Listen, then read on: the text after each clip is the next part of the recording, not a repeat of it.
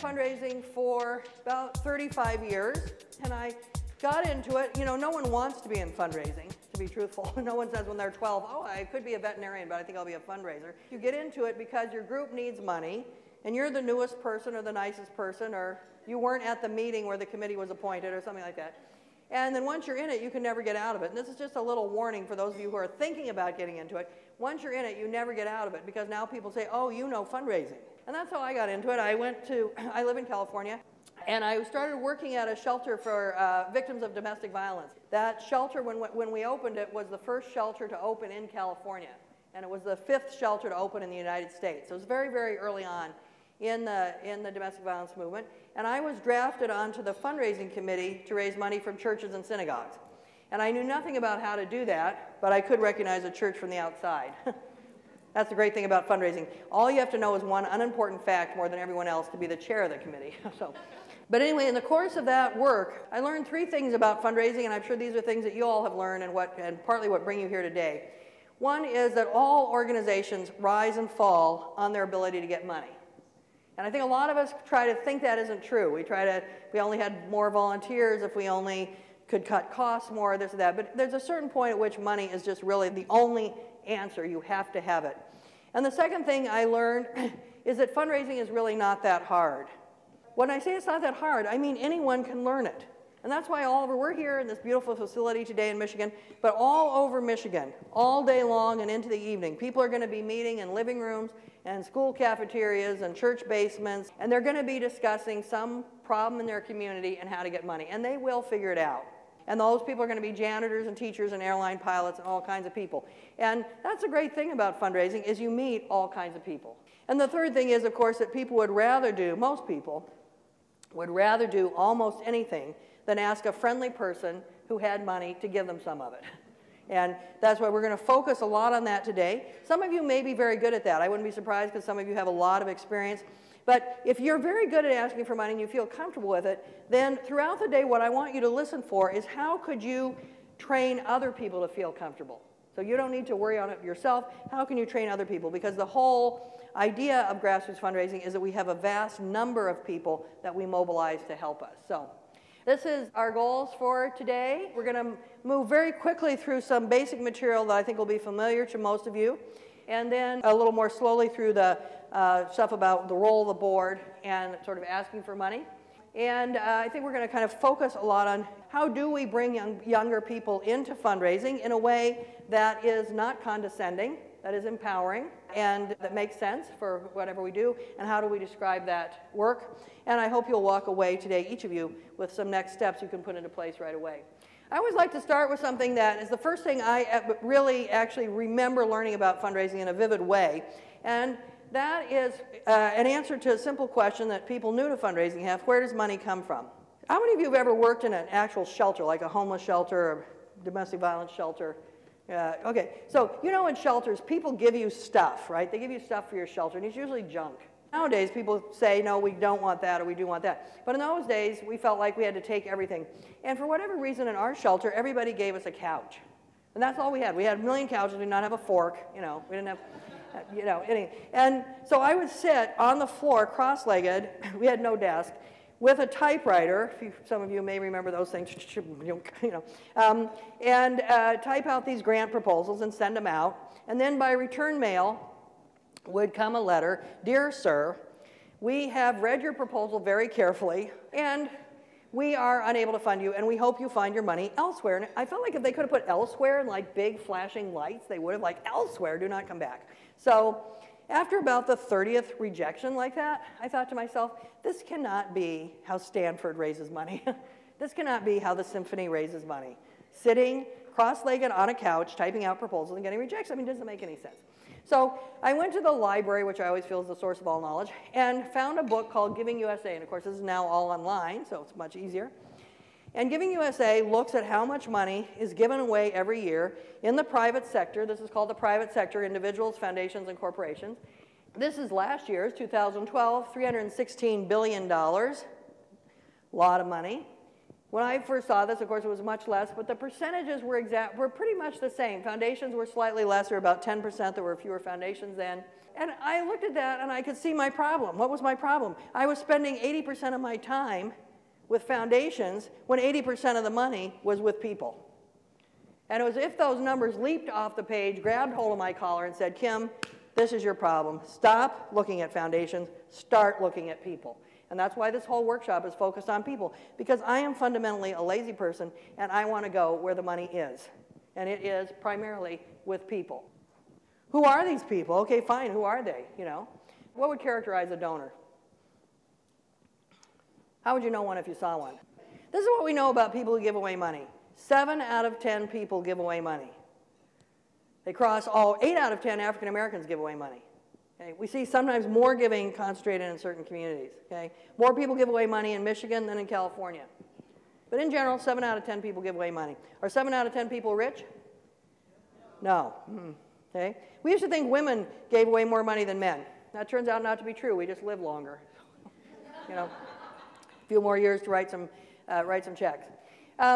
We used to think that giving was largely concentrated among educated people.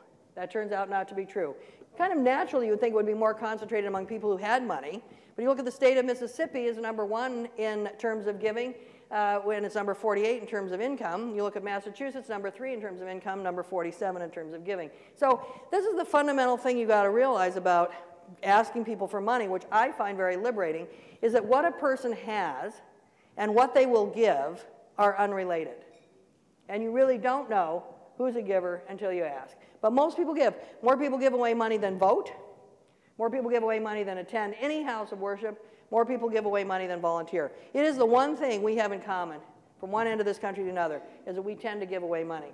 I just think that's fantastic. Most donations, and about 60% of all this money, comes from families who have incomes of $90,000 and under. And why would that be? Who are those people?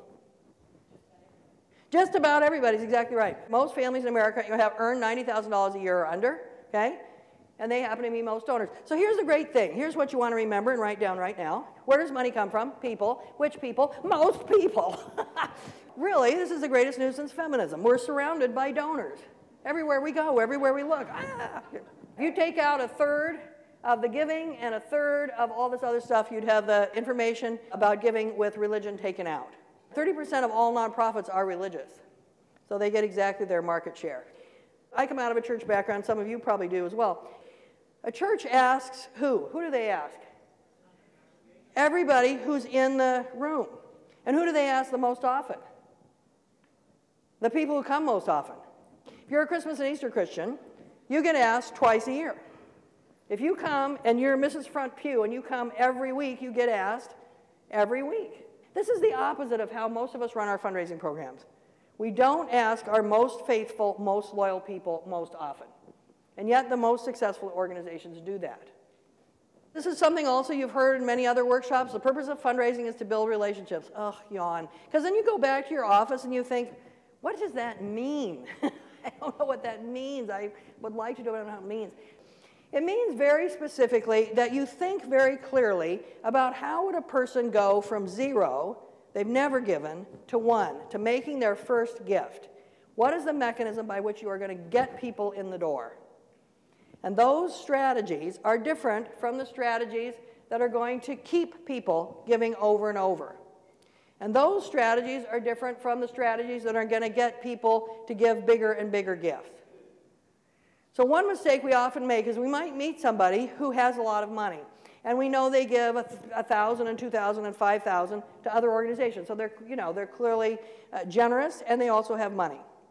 And so we think, well, they never heard of our organization, and they never heard of us, but still, we'll start with $1,000. Where would you start with someone who never heard of your organization, whose gift to their most favorite group was $1,000? Would you start with $1,000? No, you start with like $50, $100, something like that. And then, of course, the ultimate gift is where we ask people to leave us money in their will. I want you to think about your own organization. I want you to think about how do you invite people to give their first gift, then how do you keep them giving, how do you get people to give more money, or how might you ask them to go Mrs. Jones, could you go from 500 to 1,000? Sarah, could you go from 1,000 to 2,000? How could we get people to do that? And then it looks like most of you don't have a planned giving program yet. That's fine. You can't have a planned giving program if you don't have all this other stuff in place. You can't start with someone and say, Barbara, you never heard of us before, but how about all your stuff when you're dead? That just, you know, she's like, what? That does not make sense. Okay, so we got to kind of work our way into that. How many of you feel you do a decent job bringing people into your organization, getting them to go from 0 they never gave to 1? How do you do that? Well, we have a number of different kinds of events. We have our big fundraiser events where people we know invite other people they know. Okay, events, good. And then we also have program events that invite people that are interested in the arts or leadership or those kinds of things. Excellent. Okay, so you have kind of y'all come things where people are just generally interested in their group and they have very specific things, largely focused, sounds like, on events. And events are a great way to get people to go from 0 to 1, because a person could go to the event and maybe not like your group, but they think, well, at least I had a good dinner, or I saw a fun movie, or I heard a good speaker. So, it's an easy thing to do. Who else said they thought they'd do a decent job bringing people into their organization? Okay, Bill? Typically, the old past was doing the typical mail of annual campaigns. What we've recently done is we've used social media.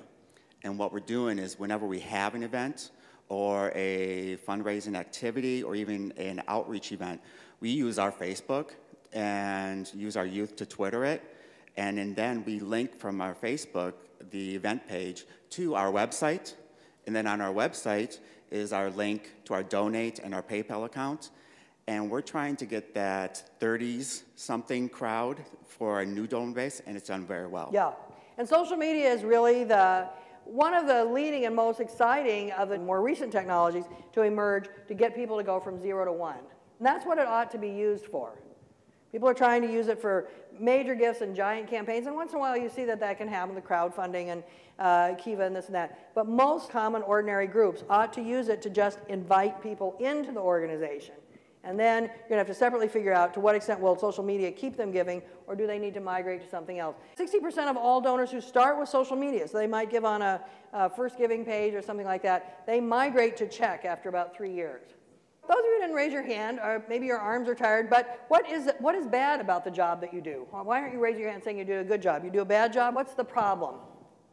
Yes, over here. Getting previous participants of our programs to come back and be engaged. Okay. People who participate in your program, it's almost like they start down here. They know the program, okay, and they like it and they work with it, and then we want to invite them to do the first gift. And you see that, of course, the classic organizations to do that are universities. Okay, people go through the university and they invite their alums, and most of their alums are givers. But of course, what we don't know ever is the extent to which people actually like the program, even if they filled out a survey saying they did, and the extent to which they ever want to think about it again, and what else is going on. So we would always kind of look and think, we might convert 20%, 15%, something like that, of our previous participants into donors. And that would be a good benchmark. And if you keep track of that, then you don't feel bad when not everybody is coming in. Uh-huh? A lot of our board members, we tell them over and over again, your primary role is to support the mission of this organization and raise resources. And we've given them training on how to make the ask. We have a good story to tell. We have a great return on the investment, but they still just don't get it. Oh, yeah. Board members who are told what their job is, and they still don't do it, and then they're trained in what their job is, and they still don't do it, but they're still board members. So the message we give them is it doesn't matter whether you do your job or you don't, because you stay on the board. If you didn't do your job for a while, what would happen? You wouldn't have a job. You'd be fired, right? We can't fire our board quite as easily as we fire our staff, but kind of figuring out how can we move them on, how can we use term limits, things like that. The other thing is, of course, the first time you ever ask a person for money, you should always get a yes. The very first time, to 100% success, because the first person you ask should be who? Yourself. And you really can't raise money if you're not a donor yourself. You can't go to someone and say, sir, I'd love you to give. Of course, I don't, but, how about you? We have to make our own gift, and board members have to make their own gifts. People will say, well, my board members don't have any money. This is not true. People have money. And people say, my board members don't have money. I'm like, tell them to walk down the street with their eyes on the ground until they find some. Because the fact is, the amount of money you have to have in order to be a person who went from 0 to 1 is how much money? 1 cent. With 1 cent, you can cross from the person who didn't give to the person who gave.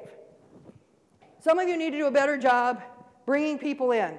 All these are acquisition strategies, mail, online, events, stuff like that. The best way to keep people giving over and over, the primary way, is to thank them. We say in fundraising, thank before you bank. Thank you notes also are not these stupid, impersonal, Xeroxed, crooked notes, okay? And they're also not things that say, dear friend, where friend is crossed out. Apparently, I'm not a friend, okay? They are personalized, okay? You have a database. All of you need to have a database, and you can get a database for not very much money or sometimes for no money. The database is programmed to have a thank you, to pull out the name of the person, the amount they gave. Dear Joe Smith, thank you so much for your gift of $50. We put it right to work doing so-and-so, and then out comes the thing out of the printer, and you write a little personal note on it, and off it goes. Very, very simple. It's very straightforward. Your thank you notes, the content of them should change every 2 months so that you're constantly bringing people up to date. The one thing you know donors will read, you don't know if they'll read your newsletter. You don't know if they read your annual report. You don't know if they ever go to your website. The one thing you can count on them reading is your thank you note. And that is the one thing we do not really stop to think. What content are we delivering in the thank you note? Most of the time, thank you notes that I get, you know what they say? Dear Kim, thank you so much for your gift. No goods or services were exchanged. It's sort of like you emphasize so much. Nothing was exchanged for your, nothing. Nothing happened because of your gift. Nothing, nada. Okay? Now, you have to say that by law, but put it in little bitty print at the bottom. Don't be like, here's your gift, you got nothing. Okay.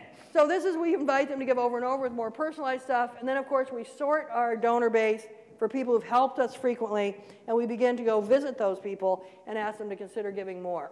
I want you to begin to think about how can you segment your donors into those who went from 0 to 1, 1 to 2, 2 to 3, 3 to 4, okay? Who should be asked for more money. Don't send the same letter to everybody. Don't send the same letter to somebody who gave twice as someone who's given 25 times. Segmenting is everything in fundraising. Who should sign the thank you notes? You know, traditionally the executive director signs it, sometimes the board chair, but to be truthful, I think anyone can sign it. A volunteer can sign it, a board member can sign it. Writing thank you notes is actually the perfect task for shy board members. The people who are like, I can't ask your money, I'm going to die. Don't send them home with the notes, because they'll never get it, but make them come into your office and sit and sign the thank you notes. And donors love that. And also the board member can say, thank you for joining me in making a gift, which is also very nice. What we want to move to, and this is going to be the kind of fundamental thing of our day together, is this thing we call in fundraising the exchange. The notion that people are paying you to do work they cannot do by themselves. People often say to me, I hate fundraising because it feels like begging. Probably some of you have heard that from your staff or your board. Begging is when you ask for something you have literally done nothing to deserve, isn't it? But in fundraising, we're kind of assuming that your organizations do really good work and people are paying you to do it. If I think the big problem in our nation is public schools are really awful, they don't have enough tax funding, there's nothing I can do about that by myself. I could donate a little bit to one public school, but I'm going to pay groups that really work for advocacy and go to the state capitol and really say we need more money for our public schools, for our kids. If you really feel you're begging, then you have to ask Matthew and the Community Foundation for a workshop for pathetic loser groups. But we're going to kind of go off the idea that you are a really good group and you do stuff and you do it for a fraction of the cost that some other organization would do it, and you're not begging. That's called the exchange. Want to just look at another issue that is exciting and also scary that's facing our country, which is this notion of generational change. And I'm sure a lot of you are thinking about this in a variety of ways, but what I don't find is people don't think about it quite enough in terms of its impact on fundraising. So here we have all the generations. So you can kind of place yourself in here. If you were thinking about, wow, look at these numbers in terms of fundraising, what challenges and opportunities do you see? Let me show you another graph that may help you a little bit. When people look at these numbers in terms of fundraising, this is what they see. They see a generation of baby boomers who built the nonprofit sector. The nonprofit sector really grew, for better or worse. There's many things we didn't do right, but we grew it. And now we're moving toward retirement, and we will eventually move toward old age, and we will eventually move toward the other side, okay? Right behind us is this tiny little generation, Gen X. There are not enough Gen X to run all the nonprofits that exist now, And even if Gen X, even if you are, those of you who are Gen X, are the most generous generation ever in human history, there are not enough of you to give enough money to keep everything going. So in the next 15, 20 years, there's going to be a huge drop-off in the number of nonprofits that exist. And if you don't want to be one of those nonprofits, then you're going to have to do something. You're going to have to put some money aside until the millennials can get old enough to take the place of Gen X. And millennials are coming out of school and coming into a world with a lot fewer jobs, a lot more competition, and those that went to college are coming out with massive amounts of debt. So it's going to take them a lot longer than it took us to get established and really be significant donors. Millennials are very good donors. 8 out of 10 millennials give away money. But the amount of money they have to give is, of course, a little bit small. And you can see it here. We have to fill that little valley there with some money. And that kind of speaks to the need to start a plan giving program, a major donor program, and to set money aside. The transfer of wealth really right now is happening from what would be my parents' generation to boomers. Boomers, we still feel like we need our money. Okay? It's not clear exactly how much wealth there will be, but very few people, only about 2% of people pay estate tax.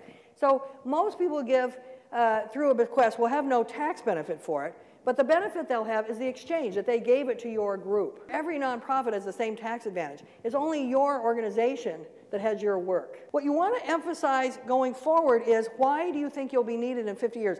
So just think, in 50 years, a bunch of us will be pushing up daisies, as they say. We'll be 6 feet under.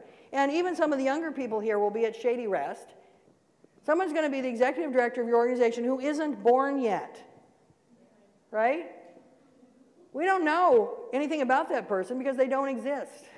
So if you think your group still needs to exist in 50 years, it will be a different organization because of whole different people. Whatever burdens they have in 50 years, we don't want to add the burden of not having enough money. We ought to kind of give them a little bit of a cushion. And that's, of course, what an endowment is. Many organizations should plan to put themselves out of business. But still, we might not be able to put ourselves out of business in 50 years. That may be too short a time frame. When we look at our donors, each of our donors, depending on how old they are, depending on where they're from, depending on what they do for a living, what they believe in, stop thinking about yourself, okay? Stop thinking, I don't like to ask for money, I don't want to, I have too much to do. Who cares, okay? Start thinking about them. Why should someone pick your group? There's 1.7 million nonprofits in the United States, right? Why am I going to pick yours, okay? I mean, probably in Detroit alone, there are hundreds and hundreds of nonprofits. How many nonprofits are there in Michigan? Thousands. There's thousands, because Michigan is a very rich state with nonprofits, okay?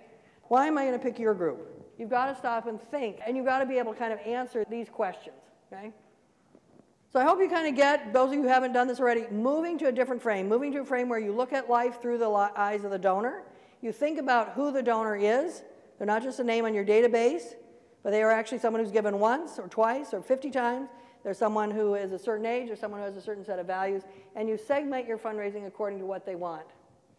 The final thing we want to look at is this notion that we need diversity for financial health. Why is that? You're not going to reach everybody the same way, is right? Why else do we need a lot of sources of money in order to be financially stable? Yes, if one dries up, you need to be able to move on to others. This is just fundamental. Mm-hmm. Is it fair to say that everyone needs help and everyone is a donor? Yeah, okay, good. See, that's a great philosophy to lead with, and that will give you that diversity. So most of us agree, I mean, it's just pretty straightforward that we need a lot of sources of money, but what people don't stop to think about is, in order to have a lot of sources of money, you've got to have a lot of people giving you that money. And to get a lot of people giving you that money, you've got to have a lot of people helping you raise that money. So I see organizations, not here of course, but other states far away, I see organizations that are entirely too dependent on one or two people. They have a dynamic executive director, and they have maybe one other person, a board chair or something like that, and those two people work very hard and raise most of the money. Now, if those two people get hit by a bus or something, the organization is down the drain, okay? So you've got to have that spread over a whole bunch of people. And this group of people has to be led by a board. Why is that? Who's the board? What role does the board have that no one else has? Yeah.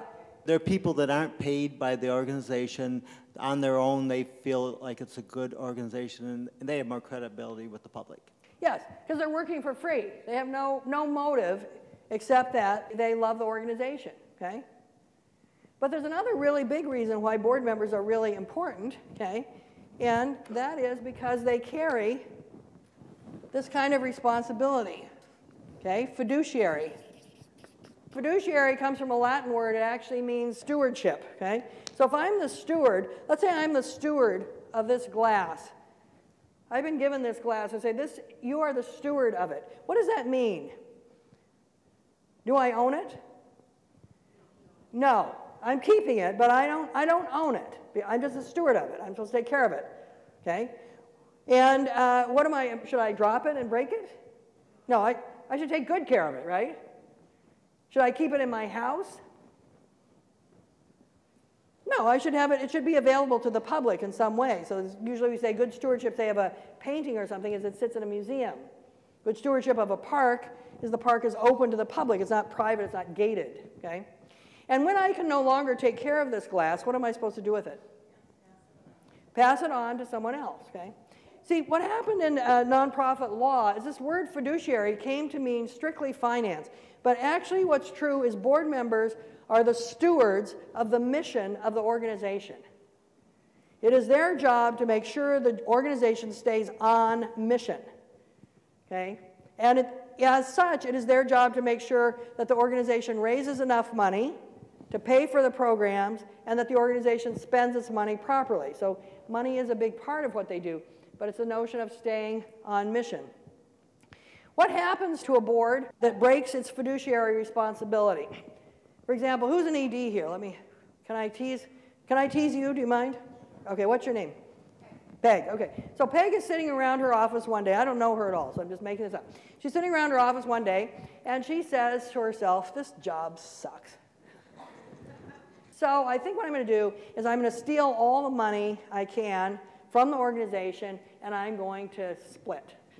So Peg is off to Hawaii with the money she has embezzled, and pretty soon the IRS, the IRS or the state revenue, they're slow, but they're not stupid, so they kind of catch up, and one day they come and they find out this happened, and who do they try to talk to about it?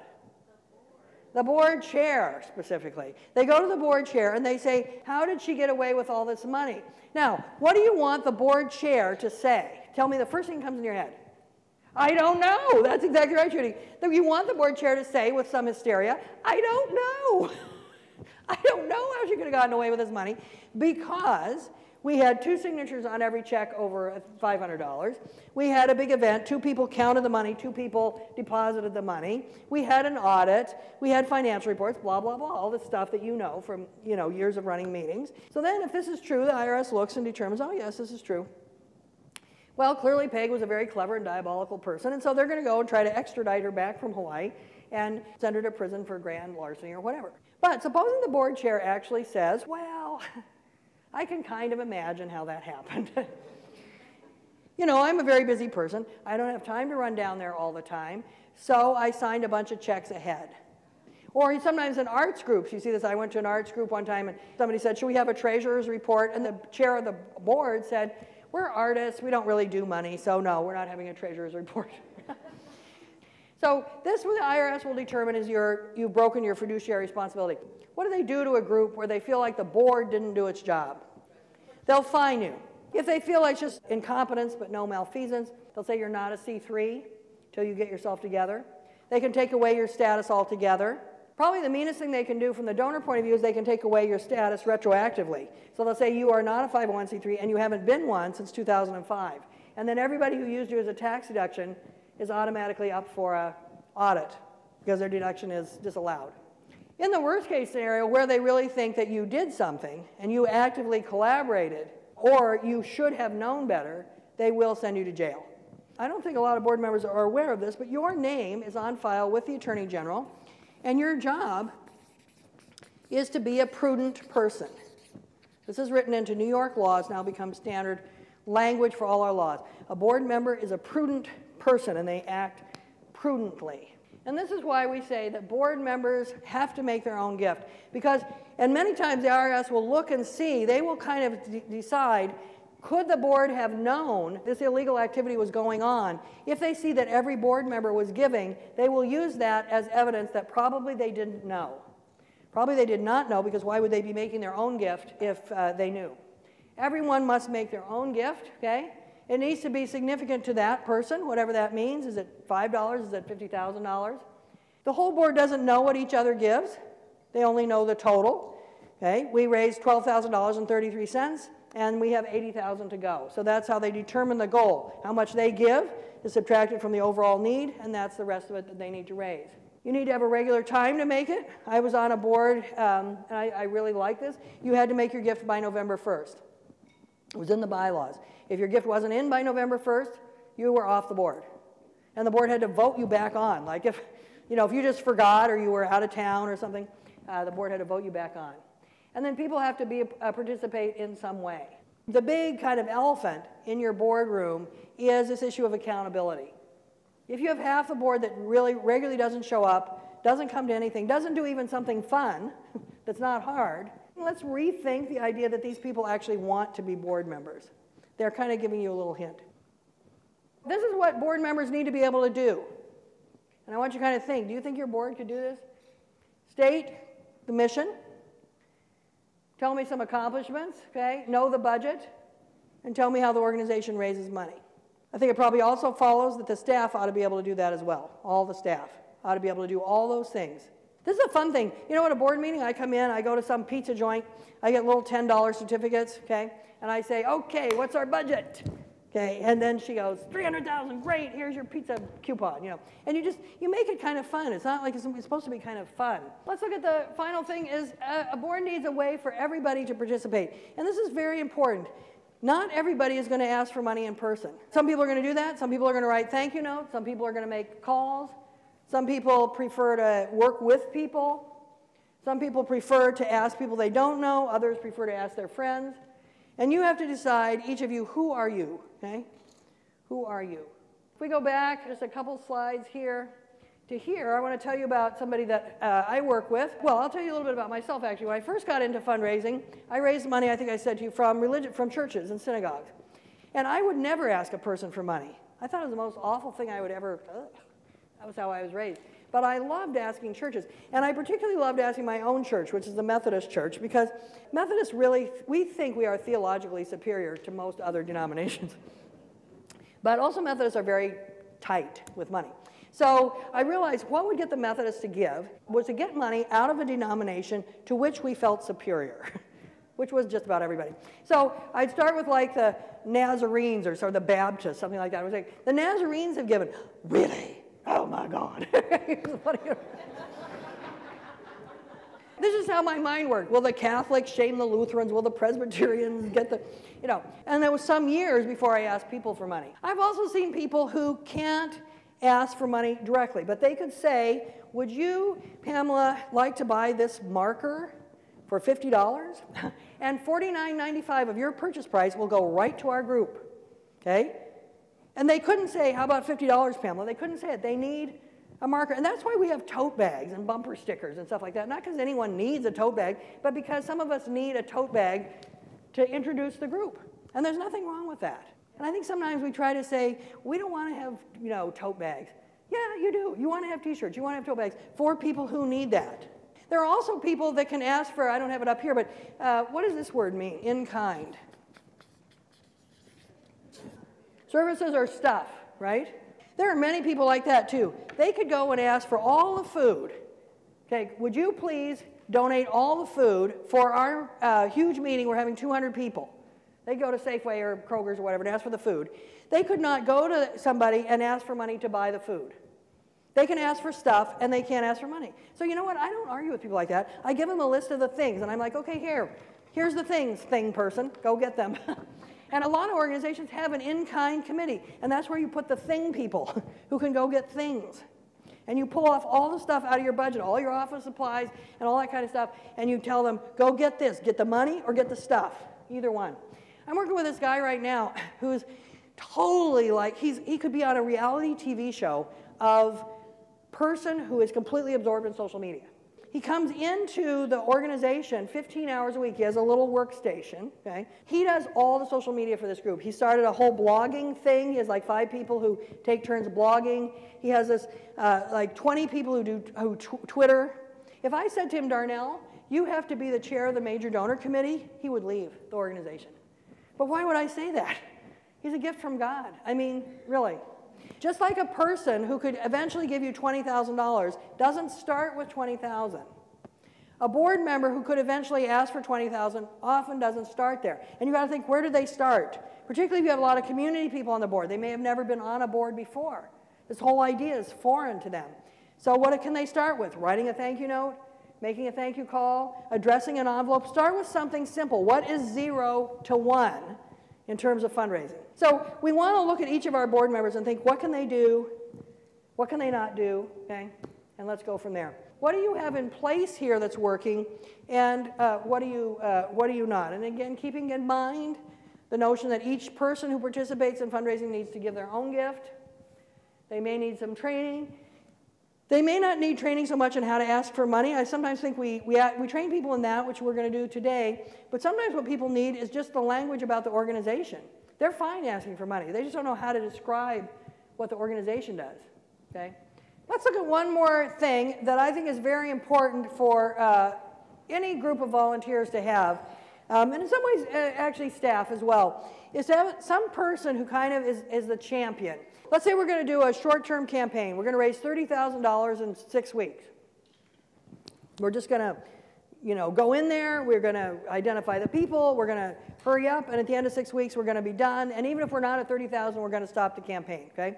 So it's just a kind of a short campaign. These work really well. People really, really like them because they're kind of competitive and they, they're kind of like a game. So what I would want to do with something like that is go to someone and say, Dave, would you consider being the champion for this campaign? He's kind of humble. I don't know. Should I do it? I don't know. Look, this is all you have to do. You have to call everybody once a week and see how they're doing. You have to call people 3 times a week who aren't doing stuff, see what's going on. The champion always acts like the glass is half full. If the glass is smashed on the street, they're like, I think we can fix it. I mean, they're just super enthusiastic, and they never talk behind anybody's back. And this is a really big thing that I think if you can begin to institute this in your whole organization, that no one ever says anything behind someone's back that they wouldn't want that person to know that they said. So if you can have that kind of rule, a champion never talks behind people's back, always very straightforward. And you get in the habit of this kind of honesty that's kind. See, if I tell her all the things that she does well, then one day when she didn't do something, I can say to her, Barbara, what happened with hiring the band? And she can say, I totally forgot about it. And she doesn't have to be embarrassed because she knows that I fundamentally have confidence in her, and she had this one little slip up. One of the big problems in our organization is we don't hand out praise nearly enough. And then when we go to hand out criticism, it's the only thing people can hear because it's in a context of nothing else. The idea of a champion is it kind of changes from time to time. It changes from strategy to strategy. Eventually, everybody in the organization acts like a champion, kind of a leader. The champion is not necessarily the chair of the board. Don't confuse the formal leadership titles with who's really actually pushing out the enthusiasm. All right, so this process of asking for money in person, this is really, this isn't the only strategy. And for some of you, you may decide after you learn all the, Matthew and I have to share about it, that you just think, I'm never going to do it. That's fine with me if you never do it, but you're going to have to say to yourself, what else are you going to do? That will be your next task. But personal face-to-face solicitation is the most effective strategy. You can get money from direct mail, you can get money from social media, but it is extremely unlikely that you will get a person to give you $100,000 from a Facebook campaign or from even a phone-a-thon. But they will give it if you sit down and talk with them. What else? You start developing a relationship with that person, and it increases the chance for long-term sustainable giving. Absolutely. I now have a face with a gift. Okay? Whereas before the person's name was just in a list, $400, $700, $1,000. Now I actually have a face to put with it, and I kind of know what to do. People also you ask face-to-face are far more likely to ask other people and bring other people in. And this is something we got to keep in mind. Some of you are kind of thinking, I don't know anyone who could give $1,000. Do you know somebody who could give $50? Okay, so here's what you're going to do. You're going to go to the person who could give $50, and you're going to ask them for $50. And then if they say yes, you're going to say to them, do you know 5 other people who could give $50 or more? Because who do $50 donors hang out with? $50 donors, right? So, oh, I know a couple of people who give 100. Okay. Then we go to those $100 people. Could you give 100? Yes, I think I could. Do you know 5 other people who could give 100, 150, 200, and so on? And that's how you move to the $1,000 donors. Very few people start knowing their biggest donors.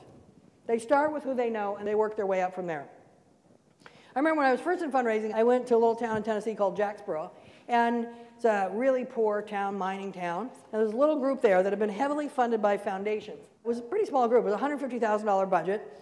They had 200 donors who gave $2 a year, so they had $400 in gifts from donors, because $2 a year from unemployed coal miners was a lot of money, and they had $150,000 from foundations. At that time, in the 80s, Appalachia was very in style. Okay, with foundations, and they were all going to end poverty and stop illiteracy and so on. But then after 3 years, we didn't end poverty, so the foundations pulled out, as their tradition. But before they left, they said, we're going to pay for a consultant to come in and help you become self-sufficient. Well, of course, this group did not want me there, but they were too polite to say anything. So in I come, like all enthusiastic, and I said, well, you're going to have to raise money from people. We can't. We can't because, first of all, no one lives here. And secondly, the people who live here have no money. So I'm like, okay, well, you live here. So obviously people do live here. Maybe not that many people, but people do live here. And did anyone ever leave here and go to Toledo or Cincinnati or someplace like that and get a good job? Oh, I can think of somebody like that. Okay, well, let's call that person, okay? So they started making a list of people who had left, which most people had left because there's no jobs, right? They started calling them. They started getting gifts of like $10, $20, $50. Then I found out that, in fact, there had been a lot of VISTA volunteers that had come to that region for a while. And I said, you know, VISTA volunteers are all kinds of people, but there was a decent number of VISTA volunteers who came from families with money because that's how they could afford to take a year off, right? So I said, well, did any of the VISTA volunteers, are you still in touch with them? Oh, yeah, we are. Especially one of them, who then somebody says, well, you know, she was great. She was fabulous, and she's gone back to Washington, D.C. And then another one says, she was an heiress to a cosmetics fortune. Oh, I said, so much for the I don't know anybody. Well, we can't ask her. Now they have to go to Plan B about why they can't ask. We can't ask her because she'll just think we are her friend because she has money. Oh, how long have you been her friend? Oh, you know, 10 years. No, I don't think she's going to think that. I really don't. I think you've been friends long enough that you can now ask her for money. So they go to her, and they get $5,000, okay? Then they get $50,000. Anyway, to make a long story short, they had in 1981 $400 coming in from individuals. By 1986, they had about $100,000. By 1990, they were raising about $500,000. This woman in D.C., she has this big party. To this day, she has this big party at her house for this organization, and she invites people, and she pays for a bluegrass band and all this kind of stuff, and you know, raises about $25,000. And what they really understood is it was all about just a sheer slog. Who do you know? Who do you know? Who do you know? Who do you know? And that's how we work our way up. Focus. Get one gift and get that person to lead you to the next gift. And if you have 10 people or 20 people all out just getting one gift and then trying to get another gift, pretty soon you actually really do have a program in place. And it's not, I'm not saying it's not hard. It's hard work. It's hard, constant work, but it's not magic. But in order to do that, we have to be willing to ask for money in person. Why is it hard for people to ask for money in person? I mean, what makes most people think I don't want to do it? Yes, okay? So a very big thing is none of us are very good at rejection. What's another reason why it's hard to ask for money in person? Because the person they ask will turn around and ask them for their organization. Right, and we call that the quid pro quo, okay? So in other words, we're not raising money, we're simply trading money, okay? And there's no real net gain there. What else? I wouldn't want to ask someone for money if I didn't feel like their goals align with the same goals that my organization is with. Yeah, okay. So you've got to really figure out, you know, who believes in your cause, okay? Because you don't want to get money from someone who has an idea that's different from what you want to do and moves you in that direction. Is that what you're saying? Okay, very good. How many of you were kind of just taught when you were children that it's rude to ask people for money? Yeah. How many of you were taught it's rude to ask somebody what their salary is? Yeah. Now, I don't know all of you, and I'm not going to make you raise your hand, but most of us are kind of curious about how much other people make, aren't we? We're like tremendously curious, but we can't just say, how much do you make? Okay. We got to whisper to each other, how much do you think she makes? So money is also, for most of us, this enormous taboo. We're not supposed to talk about it. We're not supposed to ask for it. We're not supposed to ask about it. We have a lot of mixed feelings about money. So these are some really big ones for us. This one about rejection I want to just talk about for a second. And we're going to look at some other things. For many years when I was first in fundraising, I would say for the first 10 years or so, when someone would say no to me, I would take it personally and my feelings would be hurt. So I totally get that. But at some point I realized that, in fact, the person isn't rejecting me. In fact, they're not even paying attention to me. The reason they're saying no is because they don't have the money. They have something else on their mind. They have another group they're giving to. They need to talk to their husband, wife, partner, accountant, whatever. They don't know how to think about it. You know, sometimes people say no, not to the money, but to the strategy. I don't give by mail. I don't give at the door. I don't give by phone. I don't go to events. It's not about the money or the group. It's about the strategy, okay? So really, the only way that I could feel rejected, let's say I came to Jessica and I was going to ask her for money. And I said to Jessica, I'm here to ask you for some money. And she says to me, you know, Kim, I was about to give money to that organization, but then I found out you were involved. See, then I could feel rejected, right? But that's not what ever happens. So really work on this. You are not being rejected. In fact, you are not even there. They're not even thinking about you. And to the degree to which people think about you when you ask for money, they would rather say yes. How many of you feel good when you give away money to a cause that you like? Raise your hand. Yeah, we all do, right? How many of you love asking for money in person? 1, 2. Isn't that weird? We don't like to ask people to do the thing they love to do. So first thing to remember, fundraising is a volume business. If you ask enough people, you will get your money. When we go to a prospect, so a prospect is a person who gives away money. They care about our cause, okay, or they care about a similar cause to ours, and we have some access to them. Someone needs to know her, someone needs to know somebody who knows her, somebody needs to get us in the room. Now we go to that person, and we ask if we can sit down with them. We sit with them, we look them straight in the eye, we talk about our cause, and then we say, could you help with $1,000? Do you think you could set the pace with $10,000? Would it be possible for you to give $50? Whatever it is. At that moment, when I'm looking straight at that person, and I've just said what I want, I have about a 50% chance that I'm going to get anything. About 50% of the people that I ask are going to give me something, and about 50% of the people who give me something are actually going to give me less than what I asked for. So if I need one gift of $5,000, one gift, $5,000, how many people am I going to need to identify and ask in order to get it? 4. Who said that? Okay, so you're going to go far. So 4, okay? Because 2 are going to say no, or not now, or whatever. And 1 is going to say, Kim, I can't do 5,000, but I can do 2,500. And 1 is going to give me 5,000. When I run big campaigns and our team meets, I start the meeting with the no, what we call the no report. How many people told you no since the last time we got together? You have to collect no's. If you go for a whole week at your work and nobody said no to you, it is simply a sign that you have not been asking. We talk about the second thing, it has to be okay with you for people to say no. I think you already know how to do this, okay? Somebody over here told me you work with teenage mothers, right? Okay? So, do you expect every teenage mother to be successful? Yes. Yes. That's our goal, right? But really in your mind, if every one of them isn't successful, do you take it personally? You can't, because it's not, because so much has happened, okay? And so much is out of your control, okay? Do any of you work with substance abusers? You hope that everyone, and you act like every one of them can become clean or sober. But you know in your mind that isn't going to be the case. Because if you act like every single one of them is going to become clean and sober, and then one falls off the wagon, you can't be that disappointed. You know that the odds are against it. So you know this from your other work. And you know that also people have to come back over and over. And that's the same with asking as well. We know that people don't buy any product until they hear the name of it at least 3 times. How do we know they heard the name of it 3 times? It's called the law of 27. They have to be exposed to it 27 times. So a lot of times when you ask somebody for money for your group, the reason why they said no is, I never heard of you. Okay? No, I never heard of you. And then the next person comes along and asks for money. Oh, I heard of that group. But no. And then the third person comes along and I say yes. And then she seems like she was a successful person. But really, it was the combined efforts of the three people. So collect no's.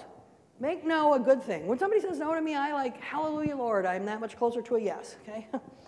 Not everybody says no either, especially in the Midwest. People are very polite here, right? They'll tell you this stuff that may or may not be true. I'll get back to you. I'll send something. But we act like it's true, but we're not disappointed when it's not. Some people's way of saying no is to say yes and not pay. We also say in fundraising, no is short for not now. This is the most important one, the notion that you have to believe in your cause. What you believe in has to be bigger than what you're afraid of, okay?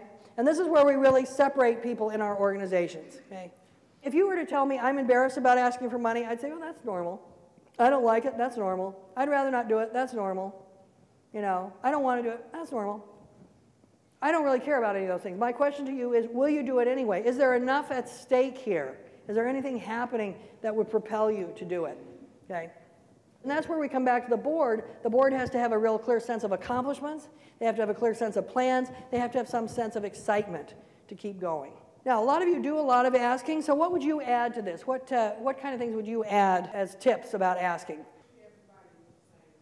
Treat everybody with the same respect, that's right. Including treating the people with respect who say no as well as those who say yes. Absolutely. I think that is so critical. Then you develop a reputation of a group that, you know, is really, truly invitational. All right, fourth little tip, don't force yourself to ask everybody. Especially, I always think, don't ask people you don't like. If those who've never done this before, start with the person most likely to say yes, because that will give you the confidence to move out. I would say people that give $250 or more, you probably want to approach personally. Whether you see them is another thing. You may do this on the phone. But the most formal approach, which you will use some variation of, is to send an email or a letter which says, I'm going to call you, then call the person, and then go to see them. That's the most formal approach. Now, you could just send an email and call. You could just call and go see the person. You could just send a letter. You could just call. Those can stand on their own. The only thing you can't do by itself, you cannot see a person in the grocery store and shove them into frozen foods and ask for $5,000. Okay, so just some variation of this. Let's look at what the letter might say. This is just a sample. If we send an email ahead of time, it's very brief, as you can see. This would be a letter to someone we know. Start with something we have in common. I hope you saw the story about our expansion. Your donation made that happen. This would be to someone who is already giving, okay? And we would use it as a chance to say thank you again. So always do that. Now what's our challenge, okay? We have to train some counselors. We won't want to turn anyone away. We need $50,000. Okay, what am I doing about it? I'm giving an extra $1,000. I've committed myself to raise $5,000. You also could say, I've given an extra gift. I've committed myself to help raise the money. You don't have to say the amount. This is totally up to you. I'm hoping we can get together and talk about whether you might consider increasing your gift this year. Give people kind of an escape clause. Give them a way to say no without losing face. And here I did it. I'm hoping we can get together. It's kind of pitiful, right? And talk about whether you might consider. But see, there's all kinds of wet places that they can say, I can't do it. I don't want to make a person feel trapped. I want them to come to the meeting and feel really good about being there. Here's one to someone we don't know. Okay, so this would be if someone gave us their name. So here we are. I start with the name of the person that gave me this person's name. Shaniqua Thompson gave me your name. She said you've been involved in educational equity issues. Now, what do I have to write this letter from Shaniqua? Permission. Okay. When somebody gives you a name, you've got to say to that person, can I use your name? And if they say no, then I don't have a prospect. I can't call somebody and say, you'd be amazed who told me this, but I am sworn to secrecy. So Shaniqua told me to call you. I'm hoping to talk to you about a couple things. The work you did where you used to live, okay? What we can learn from it, whether you would consider making a donation to our work once you learn more about it. I'll call you in a few days. You can also put this in any letter, call my cell, or reply to this email. So it's a very simple, straightforward letter. It doesn't say too much, but it says enough. What's pretty clear about these letters? You are going to be asked for money. Like if you come to this meeting, you should not be too shocked when I ask you for money because I told you. Among other things, that's what I'm going to do. We say in fundraising is 10% planning and 90% follow-up calls. If you say you're going to call, you have to call. I had a friend that I worked with for many years who was one of the heiresses to the Levi Strauss fortune, the jeans, right? Very, very well. There's a big San Francisco family. And she told me that one year she got 100 letters from people she knew or from people using a name of someone she knew, who all said, I'm going to call you in a few days to see when we can get together, and 25 people actually did. And then she said she would run into people and they would say, well, I sent you a letter, and you know, we're all busy people. She would get these letters and she would see, oh, I'm going to call you in a few days. Okay, I don't need to worry. That's not me. I don't need to worry about that. And then people would be mad. Well, did I say I would call you? Yes, you did. Well, I'm pretty sure I tried. What does try mean? Put down your pens, everybody. Now try picking them up. Put them down. Try picking them up. What does that mean? There's calling or not calling. There's no trying. So to call, now you have to prepare for the call. Most of the time when you call somebody on the phone, what happens? You don't get them, right? So the first thing you have to prepare is a little short message. Short. People hate long rambling messages, so be clear what you want, okay? You got to think ahead of time. What's the most exciting thing you can tell about the project? You have very little time on the phone, so you want to be very, very prepared. And remember, this person may say no. And most of the no's that you get in personal face-to-face solicitation, most of the time, the outright no will come on the phone. Why you want to be prepared for that is because you want to give people a way to say yes. Give them something they can say yes to. They'll feel better, you'll feel better. So a person says, I don't think I can help you right now. Things are really tight. Oh, I appreciate that a lot. Is there anyone else you can think of that I could go to? You know, everybody I hang around with is just having such a hard time with money. I don't know. I don't know where you're going to get the money. I hope you do, but I don't know where you're going to get it. Well, I understand. That's, we're just asking everybody. Could I send you an email about how we're doing? Would you be interested in hearing how the campaign goes? See, that gives a person something they can say yes to. Doesn't cost them anything. But give them that so that it's very clear to them, what she said about respect. It's very clear that I have respected their decision and I understand it. In the meeting, you're going to have a little bit more prepared. We say in fundraising, people buy with their heart first and then their head. So you want to lead with your story, whatever your story is. I've been working here for 3 months. I came here originally as a client. I've lived in Detroit my whole life. I didn't know this group existed until such and such. First of all, it's easy for you to remember, right? It's your story, right? And also no one can argue with you about it. Like, no, that did not happen. Okay, so it's your story. Lead with that. Then you have some statistics, because some people are all about how did this happen.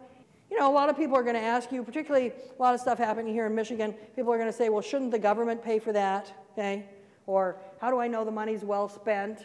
Okay, so you're going to have to answer some philosophical questions, and then your budgeting questions, and then you're going to get ready to ask for the money. Inevitably, no matter how well prepared you are, people are going to ask you something that you are not prepared for. So you want to have some things you can say. So that's a good question, is always a good stall. Sometimes, and especially I think when you are asking someone who's very different from you, they may say something that is really, could be very racist, could be kind of homophobic, it could be, just sort of prejudiced in some way. And remember this, you are never required to act like something someone said is okay if it's not. You can always say, you know what, that is not okay to say. But if you decide to say that, you pretty much decided to give up the gift, which might be worth it. But is there a middle ground? Is there anything you could say to somebody that would address what they said, but allow them to come around? And we say in fundraising, there's this is actually a sales thing. There's this thing that's called felt, found, feel. Let's say somebody says something, that's problematic. If you ever felt that way yourself, before you found out more about the issue, you could say, I felt that way until I found out, and now I feel this way. That's the idea of it. Now, if you were born perfect, then you'll have to say, a lot of other people tell me that, but when they find out, then they feel this way. And it allows the person to change their mind right in front of you. The other thing you can always do is just be silent and wait for them to correct themselves. Because they heard it, and it was like, oh, that didn't sound right. That's not exactly what I meant. That's not the whole story. What about when people come to you, and this is going to be really true, especially if those of you who are young. This used to happen to me a lot when I was in my 20s and 30s. They go to ask somebody for money, oftentimes much older than I was, okay, as old as my mother, And I could see in their eyes that they just thought, you cannot pull this off. It used to really make me mad. But until a friend of mine gave me this tip, and she said, well, why don't you ask them what they would need to see in place to feel good about giving? For example, a person says, well, we say, you come and you say, we have this $1 million goal. We want to expand the whole of southeastern Michigan. It's going to take $1 million. We want $250,000 this year and $250,000 each year going forward, okay? So I say to you, there's no way you can do that. I mean, it's fine for you to want that, but that's way too much money, and there's no way you can do it. So you could get mad at me or think I'm being kind of difficult or whatever, but you could also say to me, what would have to be in place for you to feel we could pull this off? And then it forces me to say, if you had $200,000 this year, I would then consider $10,000, because I would think you're toward the goal. Okay, so this is my deal. When I have $200,000, I'm going to come back and see you. And we call that in fundraising, stay in a negotiating posture. Don't ever get boxed into a corner. And of course, the close is where you actually ask for the money. And here's another little tip I think that a lot of you will like. This is what I do when I ask. Not everybody does it. You don't have to. But it's called the double close. The double close says we start with a close. I come in, I say, Rosemary, how are you? We have a little small talk, but I said, you know, the reason I'm here is to talk to you about the possibility of your making a $5,000 gift. But let's not talk about that right now. I want to hear how your vacation was. I want to tell you what's happening over at our organization. We'll come back to that in a minute. That's the first close. I put it on the table, and I take it off, but it's never really off. She's thinking the whole rest of the time, 5,000? Do I hear 5,000? Do I have 5,000? Okay, and then I come back at the end with the second close. That's called the double close. What's nice about the double close is it takes all the anxiety out of the room. Rosemarie isn't thinking, when is she going to bring it up? I'm not thinking when I need to bring it up. I brought it up right away. All right. I think that young people make great askers, and I really encourage those of you who work with young people to train them how to ask and bring them along. They're super enthusiastic. They tend to not be so easily rejected, okay? And they are the living embodiment of what you're trying to do. If you bring along, though, constituents, you have to be very clear. They're not puppies. They're not on display, okay? So just be clear about that. Really, how do young people get things? Is they ask for them. I mean, so they're not as far away from it as I think some of us as we get older. So we're going to actually have some time to practice the phone call and practice the meeting. We're going to take a fair amount of time for that, and then we will come back up here for the closing. You're going to call a prospect. Now, when you're being the prospect, you can be as mean as you want. But you can only be as mean as you would be in real life if you either knew the person calling you or knew somebody who had referred you, okay? You cared about this cause, and you are a person who gives away money. This is someone who's known to you or known to a friend of yours. This is a cause you care about, okay? And you're a person who gives away money. As mean as you would be in that context, you can be that mean. And the goal of the phone call will be to try to get the money over the phone. So let's just try to go for $100, okay? So $100 is an amount of money that people will give over the phone. One final rule, you can say no for any reason, but you cannot say, I don't have the money. We're going to assume for this round that you have it. You can say no if you want, but we're going to assume you have it. All right, let's spread out. It'll take about 5 minutes. You'll switch roles. You'll each have the opportunity to do it. I just wanted to make you aware we really appreciate everything you've done for us in the past. We appreciate your support. And I was wondering, we have a new campaign coming up. We're buying new furniture for our shelter. And we're looking, again, for support from some of our supporters who have invested in Ozone House in the past. And I was wondering if you would want to participate in this campaign by making a donation. I've got some good friends that are executives at Art Van, and Art Van's known for giving furniture away. Have you tried getting some in-kind donations? We are working on that. How much are you looking for? $100. I was so excited when I saw a spark in you when I told you about our vision and our mission and about our upcoming event, our walkathon that's going to be held on July 28th. Did you get the packet of information that I emailed over to you? Yeah, I sure did. Do you mind me asking what level of sponsorship you'll be providing support at based on the information? I'll be able to do that $100 level for now. That is wonderful. Every dollar helps our organization. And did I tell you that 90% of every dollar that comes to our organization goes directly to programming? That's awesome. All right, I hope people got a lot out of that kind of practice session, and I hope one of the things you got is the value of practice. It really helps. None of us know exactly what we're going to do in a situation that we have no experience being in. This is something to kind of keep in mind about personal solicitation that's different from direct mail or special events or online or any other strategy. Is, for example, a special event. If you say to somebody, let's do a special event, most people have been to a special event. They know what it's like to go to one, and they know whether they like events or they don't like events. Most people have gotten a mail appeal, and they know whether they like that or don't. So they know what it's like to be on the receiving end of that. But many, many of us have never had the experience of somebody saying to us, I'd like to come and see you at a time that's convenient to you, at a place that's near you, in order to ask you for a very large amount of money. We've never been on the receiving end of that kind of request, nor have we ever made it of somebody. And so we have to practice. We have to practice so we get our words down, we see what the donors are likely to say. I hope also a lot of you noticed that when you were given the role of prospect, you got a little more conservative, didn't you? Well, what amount of money goes to overhead? Well, how much is the program going to cost? You started asking all the questions that your funders ask. You get so mad at them, but in fact, as soon as you can be them, you turn into them. That's another reason to practice, because you begin to realize, what do people want to know if they're going to give away large amounts of money? They want to know, what are you going to do with my money? And because we've had so many scandals recently in the not-for-profit sector, that is more of a question than people had than they might have had a few years ago. And of course, the close is really, really important. If you don't close, you have no idea what happened. And many times we've had this situation where I would say to somebody, you know, well, how did your visit go with, you know, Mary Jones? Oh, it went fine.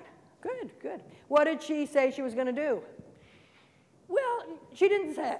She didn't say, really. Oh, well, how did you leave it? Is she going to think about it, or when are you going to get back to her? Well, we didn't really get that specific. Okay. Well, when you said to her, how about $5,000, what did she say? Well, I didn't really say it exactly like that. And then you realize that's the problem. See, they choked at the close. And I'm sure if I called up Mary Jones and said, what happened? She would say, I don't know. This really nice person came by, very committed, quite articulate, clearly passionate about the cause, but I have no idea what they wanted. And I have many, many times had donors tell me that. I have no idea what they wanted. We had two good questions from our group. If the donor says, thank you for asking, I need to go check with my partner or significant other, one question, Kim, was, what's the follow-up to that? And how do you figure out how much money you're going to ask for? Okay, so let's take both of those. The first one is pretty easy. If a person agreed to meet with you and their significant other really was that important in the discussion, they would have probably have said that. I don't make these kind of decisions without bringing my partner with me. So when a person raises a third party who's not there, we call that the shadow question or the shadow objection, okay? So what you have to do at that moment is say, oh, I understand completely. What do you think your partner will want to know? Well, she will be very concerned that you have this fancy office space right downtown. Mm-hmm. You know, for myself, I understand. But she will think, why don't you work in a cheaper space? And that shadow question is the question this person has. There may not even be a partner. We don't even know that. Okay. But they've kind of pawned it off on their hapless partner. But they don't feel quite the wherewithal to say it themselves. Oftentimes this will be about if there's been a scandal or if you have a controversial person in your organization. Well, my partner's going to really wonder, why is Joe Smith still on your board after that whole thing with the city council? And then what I think you need to say is, that's a really good question, or I'm really glad, or that's very insightful of your partner, and answer it, and then say, you know, should we all meet again, or will you have a chance to talk with this person, and how should we leave that today? Remember, that was one of the questions we had before. How should we leave this today? Here's another thing. If you're asking for a very large amount of money, you may even want to have the close that you start with be, I don't expect you to decide today, okay? I don't expect you to decide. Or if you know the partner is very important, maybe the person says, look, I can meet with you, but we can't meet with my partner because he's out of town, blah, blah, blah. And then when you walked into the meeting, you'd say, look, I know you're going to have to discuss this with your significant other, but let's just have this conversation today, and you'll close it later. So just open that way, it's fine. How do you know how much to ask for? This is a very difficult question in some ways, although in other ways fairly easy. you have to have a goal. How much money do you need to raise overall in the time period that you're looking at? The general rule is you never want one donor to be more than 10% of the goal. One donor is 10% of the goal, then 2 donors will be 5% each, and then 6 donors will equal 10% together, and so on, and you'll just come down, you'll have more donors at less money. All right, so let's say our goal is $50,000. We would look at one donor would be $5,000, 2 would be $2,500, 6 might be $1,000, and so on. And the minimum amount that is worth it to me to do this personal stuff, below this I'm going to go to more impersonal stuff, the minimum amount is $250. So there gives you a little range, $250 to $5,000. All right? So you can just make your best guess inside of that. Most of the people you're going to see in person are people that have either given you money before or have given some other organization money, and so you're going to kind of go off of what they've given.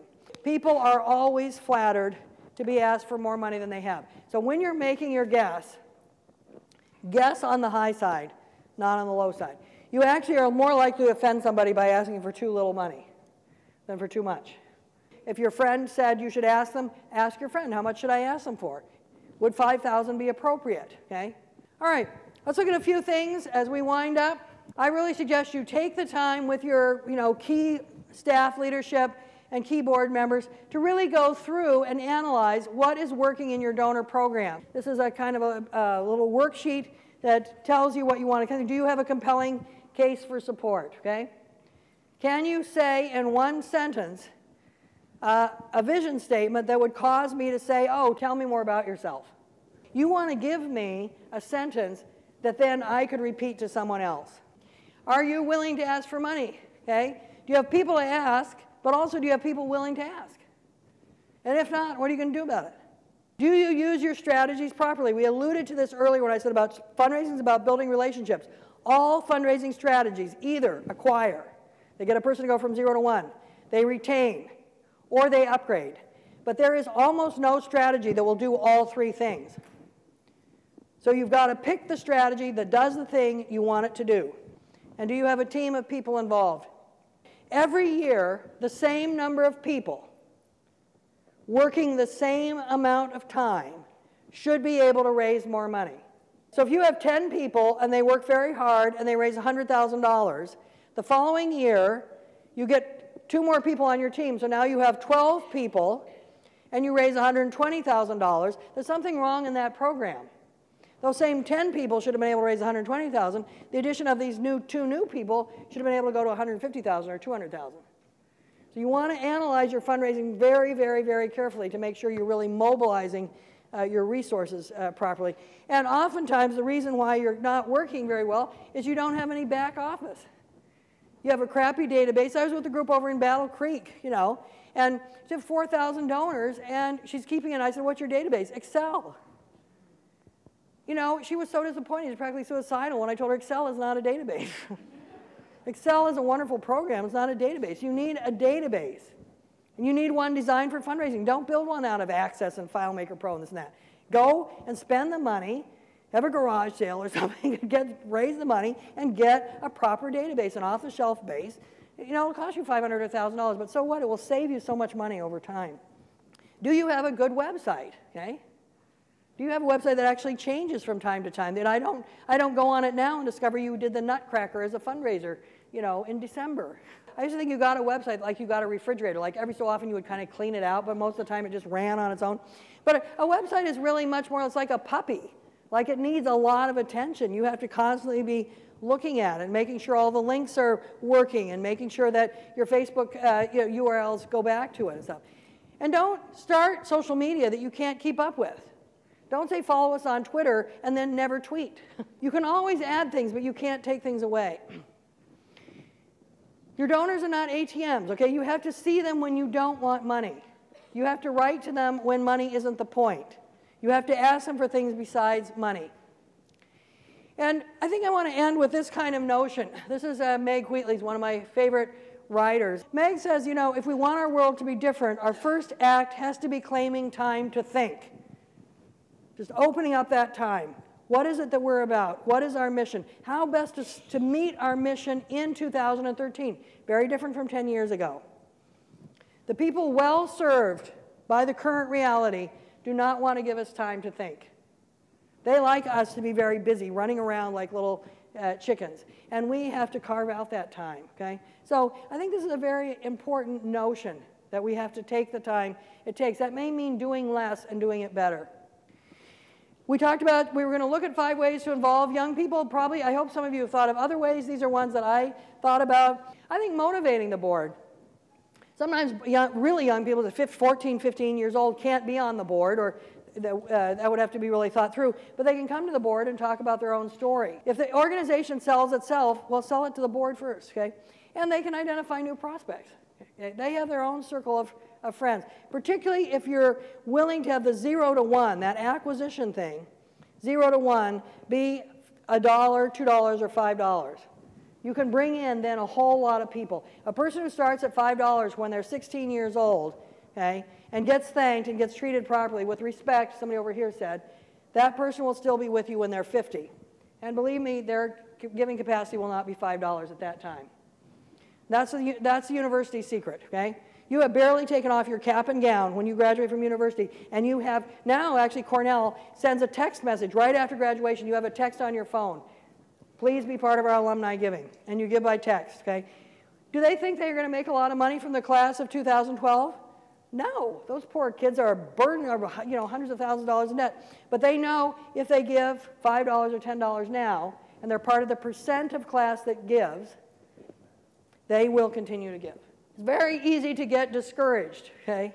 Because fundraising is really a slog. What are the 3 things that are most important for you to do next in your group? What's going to make the big difference? You can change 100 things, but what are the 3 things most important to do next in your group? Let me start up here. What's one thing that you all are going to do? We are going to work on making our entire membership more actively involved. The key thing is to follow up during non-financial events. Talk to our donors when they were not asking money. We're going to invest in donor management software, and it would go beyond the Excel spreadsheet. It's just too primitive. Touch on people, not just when you need money, but when you want to share good news. And I really think that planned giving, as delicate of a conversation as that can be, can really be the difference when we're talking about long-term strategies. Margaret's decided that we're going to be working together on some projects and has just informed me of this. So that will be the first thing I do when I get back.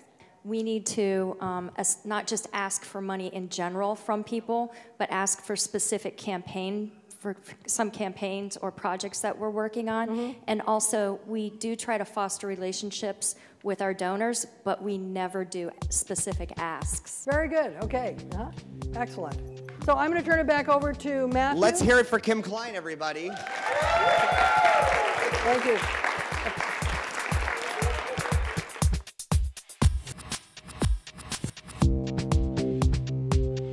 The 2 biggest takeaways for me are how important board cultivation is and how important stewardship is actually as well. Today, what it did was it made me less fearful to be less passive, to go and do the ask, to go ahead and call that fundraise, call that donor, be able to go and meet with that donor. But I also learned that I need to engage them all year round. And not just they're asking for money, but they are a real person and get them involved in our cause.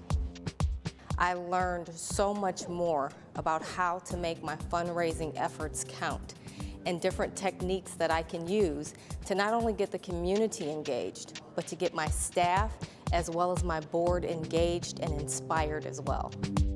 It's less about the fundraising. I mean, that's what I know how to do, but philosophically, I really think this culture, we have to change our attitude toward money. We've got to see it much more as a tool and much less as a kind of a reward for good behavior and a punishment for bad behavior.